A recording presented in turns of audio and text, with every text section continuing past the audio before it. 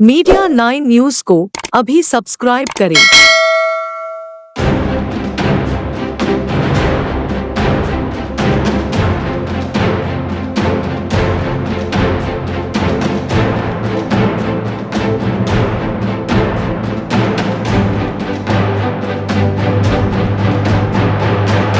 महाराष्ट्र के मुख्यमंत्री एकनाथ शिंदे का एक वीडियो सोशल मीडिया पर तेजी से वायरल हो रहा है। इसमें वह उप मुख्यमंत्री देवेंद्र फडणवीस और उप मुख्यमंत्री अजित पवार के साथ मराठा आरक्षण आंदोलन को लेकर सीधे तौर पर गैर गंभीर टिप्पणी करते सुने गए हैं। मराठा समुदाय को आरक्षण की मांग पर सोमवार को एक सर्वदलीय बैठक के बाद संवाददाता सम्मेलन शुरू होने से पहले के इस वीडियो में शिंदे अन्य दो नेताओं से यह सवाल करते हुए दिखाई देते हैं कि हमें बस बोलना है और निकल लेना है। वहीं अजित पवार इस पर जवाब देते हैं कि हाँ बिल्कुल। फडणवीस शिंदे के कान में फुसफुसाते हुए और इशारा करते हुए दिखाई देते हैं कि माइक्रोफोन चालू है। पवार भी यही संकेत देते नजर आते हैं। वीडियो वायरल होने के बाद इस कमेंट की आलोचना की गई है। कुछ विपक्षी नेताओं ने दावा किया है कि इस कमेंट में मराठा आरक्षण मुद्दे को सुलझाने के प्रति गंभीरता या प्रतिबद्धता की कमी झलकती है। उस्मानाबाद से शिवसेना के लोकसभा सदस्य ओमराज निंबाळकर ने तीनों नेताओं की मराठा आरक्षण मुद्दे पर सीधे तौर पर इंटरेस्ट नहीं लेने को लेकर चिंता जताई। उन्होंने कहा कि ऐसे वक्त जब लोग इस मुद्दे पर शांतिपूर्ण विरोध प्रदर्शन और भूख हड़ताल कर रहे हैं, सरकार की प्रतिक्रिया अपर्याप्त प्रतीत होती है। शिंदे ने आलोचना पर प्रतिक्रिया करते हुए कहा कि बातचीत की गलत व्याख्या की गई है और इसे सोशल मीडिया पर गलत तरीके से प्रसारित किया गया।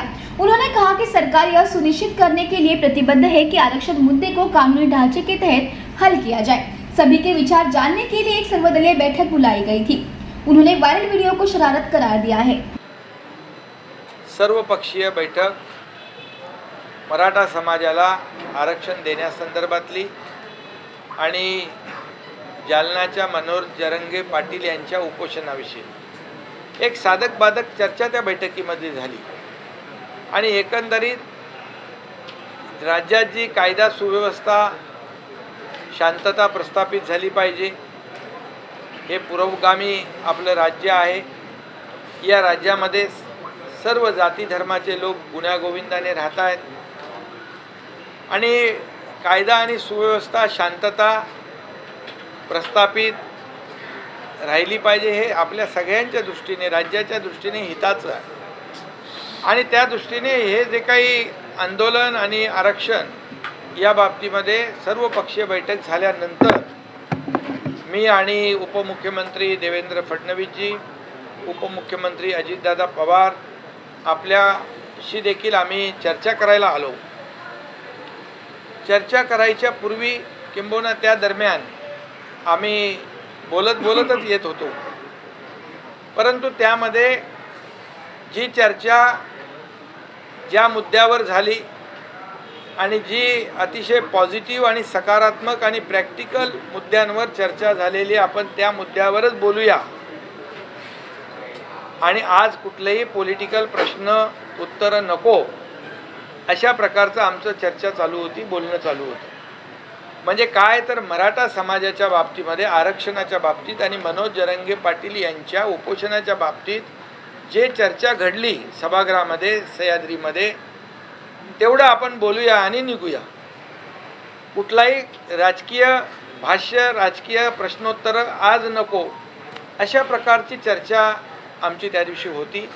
परंतु आज जे काही सोशल मीडियाच्या माध्यमातून, आपल्या मीडियाच्या माध्यमातून काही जे लोक त्या शब्दाचं पुढचं मागचं शब्द काढून नेमकं जेवढा मतितार्थ त्याच्यामधला म्हणजे त्याच्यातला लोकांच्यामध्ये संभ्रम निर्माण होईल, मराठा समाजामध्ये एक संभ्रमाचं वातावरण होईल की सरकार आपल्या मराठा समाजाच्या आरक्षणाच्या बाबतीमध्ये किती गंभीर आहे, हे बघा, हे दाखवण्याचा प्रयत्न जे विघ्न संतोषी लोक आहेत, ज्यांना मराठा समाजाचं आरक्षणच्या बाबतीमध्ये किती संवेदना आहे, हे या माध्यमातून पुढे आलेलं आहे।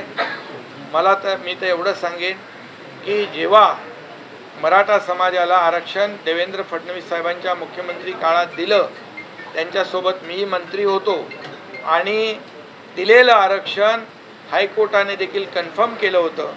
दुर्दैवाने सुप्रीम कोर्टामध्ये ते टिकू शकलं नाही. कुणाचं अपयश, कुणाच्यामुळे आज मी ते इथे बोलू इच्छित नाही. परंतु संपूर्ण आरक्षण जे रद्द झालेलं मिळालं पाहिजे या भूमिकेतून सरकारची भूमिका स्पष्टपणे त्या बैठकीत मांडली गेली. त्याचबरोबर आरक्षण रद्द झाल्यानंतर मराठा समाजाला देखील माहीत आहे की 3700 अधिसंख्य पदांवर नियुक्त्या देण्याचं धाडस कोणी करत नव्हतं. परंतु मुख्यमंत्री म्हणून मी आणि आमच्या मंत्रिमंडळाने ते अधिसंख्य पदाचा निर्णय घेतला आणि आज ती 3700 मराठा समाजाचे तरुण नोकऱ्या आज करतायत. ते नोकरीला लागले, रोजीरोटीला लागलेत. त्यामुळे मराठा समाजाला आरक्षण देण्याची भूमिका सरकारची अतिशय प्रामाणिक आहे, स्पष्ट आहे. म्हणून तर त्या दिवशी सर्व पक्षीय लोकांना आपण बैठकीला बोलवलं. त्याच्यामध्ये काही तज्ज्ञ लोक होते आणि या बाबतीमध्ये जे तज्ज्ञ लोक आहेत त्यांच्याबरोबर देखील एकीकडे बैठका होत आहेत, एकीकडे सुप्रीम कोर्टामध्ये क्युरेटिव्ह पिटिशन जी दाखल आहे त्याच्यावर देखील आपल्याला काय स्ट्रॅटेजी करायची त्यावर आपलं स्ट्रॅटेजी ठरते आहे. त्यामुळे माझी या संपूर्ण ज्या काही बातम्या आणि सोशल मीडियाच्या माध्यमातून काही लोक जाणीवपूर्वक खोडसाळपणा करून मराठा समाजातल्या तरुणांना संभ्रमित करण्याचा प्रयत्न, किंबहुना सरकार आणि मराठा समाज याच्यामध्ये दुही निर्माण कशी होईल अशा प्रकारचा जे प्रयत्न करतायत तो मला आपल्या माध्यमातून मराठा समाजाला सांगायचं आहे, याला कुणी बळी पडू नका. आमची सरकारची भूमिका अतिशय स्पष्ट आहे आणि म्हणून तर मराठा समाजाच्या मागे सरकार खंबीरपणे उभं आहे आणि मराठा समाजाला आरक्षण मिळालं पाहिजे ही भूमिका स्पष्टपणे सरकारने घेतलेली आहे. त्यामुळे कुणाच्याही अपप्रचाराला, दिशाभूल करण्याच्या प्रकाराला मराठा समाजाने बळी पडू नये आणि जे लोक अशा प्रकारचं प्रयत्न करतात त्यांनाही माझं आव्हान आहे, विनंती आहे, या राज्यामध्ये कायदा सुव्यवस्था आणि शांतता प्रस्थापित करण्यासाठी आपण अशा प्रकारचा कुठलाही खोडसाळपणा करू नये अशा प्रकारची त्यांनाही माझी विनंती.